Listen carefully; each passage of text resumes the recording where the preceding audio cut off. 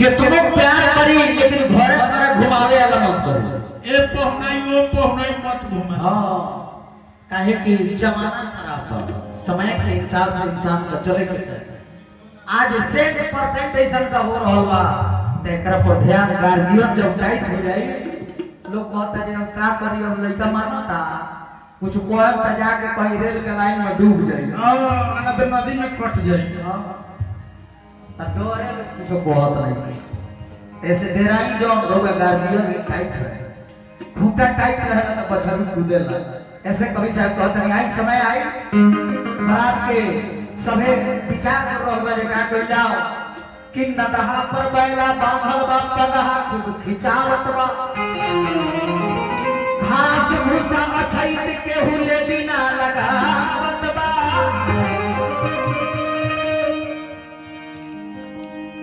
भैया बैठल बाड़े बाबूजी के पास बनवा के मारी बचेहरा उदास अंगना में मुंह ढाप बैठेली माई अंगना में मुंह ढाप बैठेली माई चाची फुआ बैठल बाबे मुंह लटकाई का कहीं केकरा से समझ में न आवता अरे सब बाते पूछो तानी केहू ना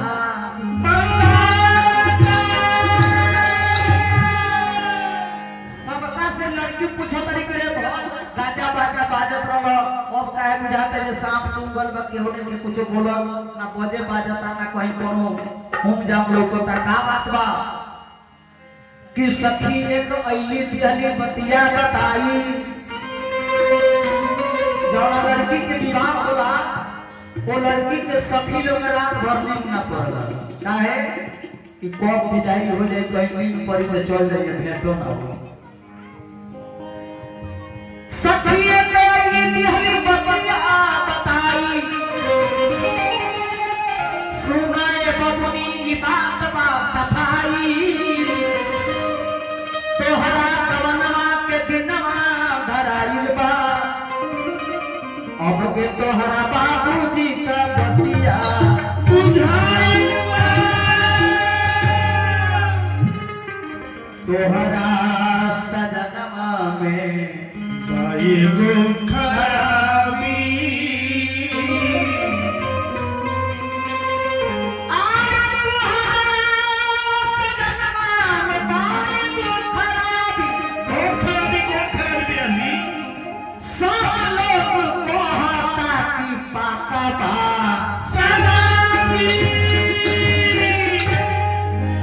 यही से वो घरवा में होई ना विदाई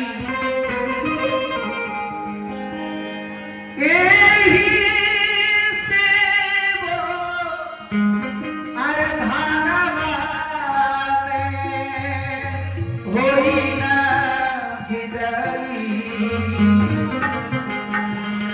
कि अब के तोहर कि कहे विनोद दीनी हमें कोट जाई यही से वो घरवा में होई ना विदाई कहे विनोद दी नहीं जा कटी जा अब तोहरा नैहर में रहे के पड़ी ससुराल ना जाए के पड़ी तो लड़किया कल के सुन ई के कहता जे ससुराल ना जाए के पड़ी हमरा के तो हमर माई सिखौले बाड़ी जे जेकरा से विवाह हो गई उ पति परमेश्वर होखे तो फिर काहे बात कहत है जब विवाह हो गई त निमन होके चाहे बाबू होके जैसन भी होके ओकरा संग हमरा के जाए दरो लेकिन सब लोग कहता जे ना। और आइए हमारे पंचायत समिति अच्छा ये पूजा समिति की तरफ से पूजा समिति की तरफ से भगवान के दरबार में 151 रुपया आई हमारा तरफ से हार्दिक अभिनंदन बा। आइए कामना बा की पूजा समिति के संगठन जो बा हमेशा बना रहे जोर शोर पर रहे ताकि हर साल की जब होके और मैं हमें यहाँ के सहयोग करिए। जय हो जय हो भगवान की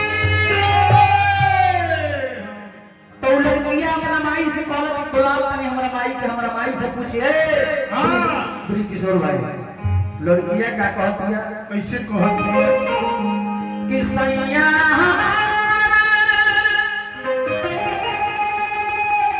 अरे बड़े वीर धनवा वो चाहे निर्धन बने चाहे शराबी बने चाहे कौन कुछ और बा लेकिन हमारा के तो तू सिखौले बाड़ू जे जकरा से विवाह हो गइल पति परमेश्वर हुए त काहे हमरा के नहीं खुल जाए दे लड़कियां अपना माई से पूछती है बहुत संस्कारी भी है वो अगर मैं कितना फर्क बहुत सारा बात बा लेकिन कम समय में कि सैया हमारे अरे बड़े वीर धनवा अरे ना करे है कोई धनवान रे ए ब्याजी लेकिन ये बड़ा गड़बड़ बा ए बड़ा सुनने में आवता खबर में ये 4-4 गो लड़का के मतारी छोड़ के दोसर जगह चल गए घूमे जाता छोड़ के चल ये हमारे के जुग कैसन हो गई बा विचार करे वाला बात बा ई संस्कारहीन हमनी जौना देश में बानी ई भारत देश है आ ये भारत देश के बड़ा गरिमा ये भारत देश के नारी के ऊपर जब जब अत्याचार भइल बा तब तक भगवान का अवतार भइल बा आ जब अवतार भइल बा तो भारत देश नहीं भइल बा दूसरा देश बना वाला भगवान क्या होता वो देश के रहे वाला हमनी बानी और हम देश के नाम पे डुबाई ते हमनी के में देश के कौन दोस्त बा ई हमनी के परवा ए पर ध्यान देवे के बा कहे के बा कि सैया हमारे अरे बड़े वीर धनवा का परी है कोई भगवान रे ए सीता जी के महाराज राम साम दाम भय भेद पूरा लंका के रानी बनावत रहे सोना के नगरी रहे महाराज रावण के लेकिन वो सोना के नगरी के लाते ठुकरा देली मैया जानकी ए ब्यासी वो देश के नारी है नारी लोग लगन बानी आ वो देश के सभ्यता के बचावे वाला मैया जानकी आ वो देश में रह के अगर हमनी के एकर अनुसरण ना कइल जाए ए पर ना चलल जाए अपना बेटी ला हमने के जींस ना किनल जाए कितना भारी दुख के बात भाई आ लड़का सब जाई जो निमन जींस बा ओकर कम दाम बा आ जोन 5-6 में फाटल बा ओकर ज्यादा दाम बा आ लड़कुआ उहे पसंद करतर स आ कनो पहुनई जाए को त 2-4 जगह और फाड़ लेतर स रे ई कहां रे गर्मी के दिन में हवा लागी ई तो डिजाइन नहीं ऐसे कहे के बा कैसे कि सैया हमारे बड़े वीर धनवा अरे ना परी है कोई धनवान रे तू कहीं मरैया सैया हमारे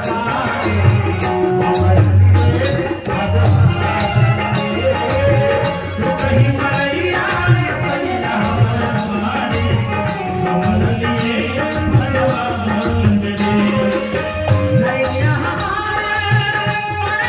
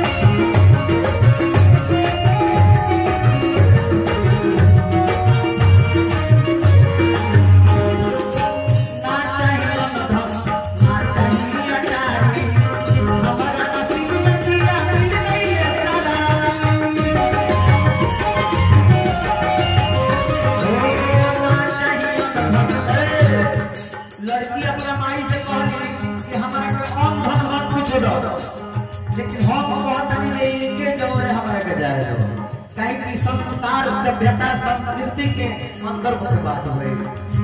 लड़कियां माई से कैसे कहत ना चाहिए ना चाहिए गाड़ी हमारे नसीब में दिया नहीं शराबी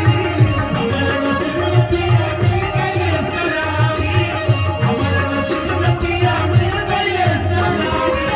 सजना सुबह माई मतियों न मानो सजना सुबह माई मतियों न मानो कुछ कुछ बात जाने जाना रे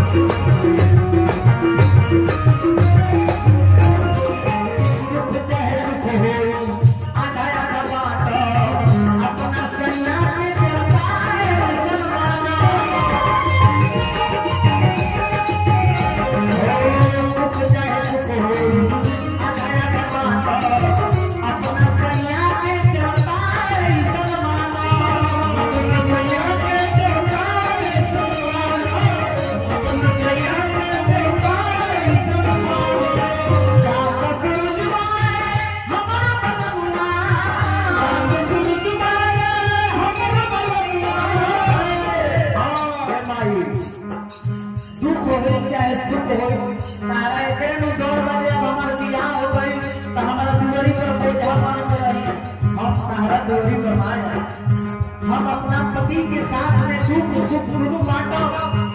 हमारा अपना पति के हम जब देवता का खमाना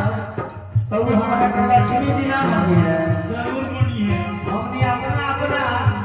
मालिक के विष्णु जी माना जाए तो विष्णु जी अपना पत्नी को लक्ष्मी जी ना मानिए तुम मानिए काहे न मानिए लेकिन हमने ये ना विष्णु जी मानिए तो लक्ष्मी जी के हम मानो विचार करे वाला बात पर और है पूरा समिति की तरफ से आज एक पूजा समिति की तरफ से 101 रुपया भगवान के दरबार में हमारा तरफ से हार्दिक अभिनंदन रही प्रेम से बोलिए भगवान की जय।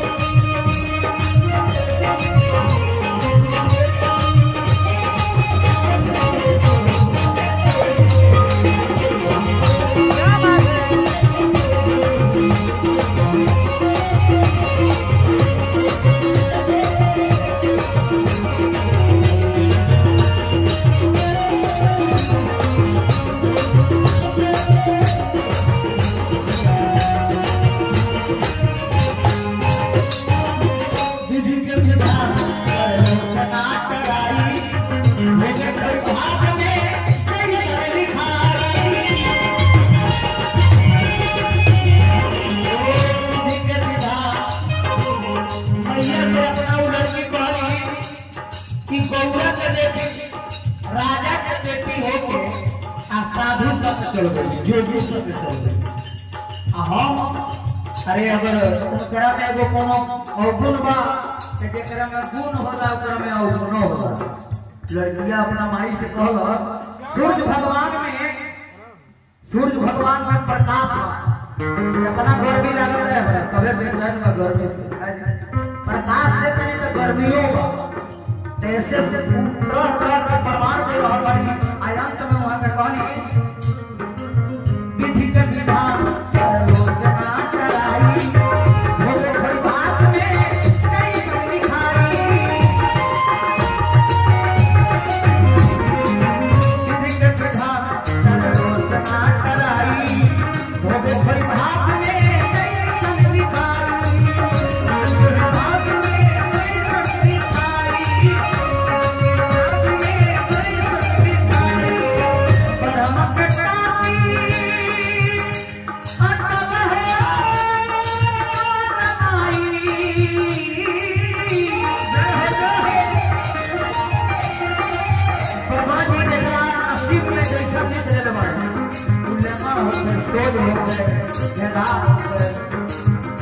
जैसा भी होके वो सब कबूल करे के पड़ी कि हमारा रुआ बस बात नहीं के अंत में लड़कियां कहला पर हम के चाबी जब हो माई हम के चाबी जब हो माई अरे टाल न सके कोई जहान रे हो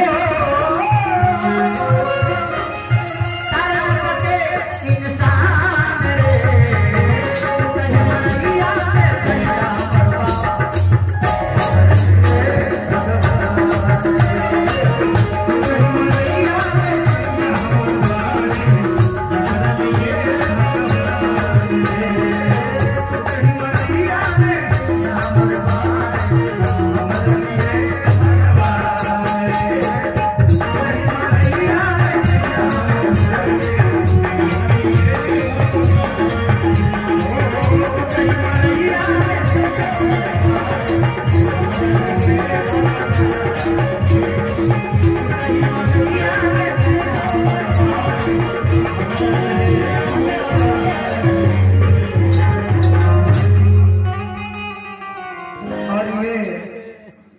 और श्री छोटा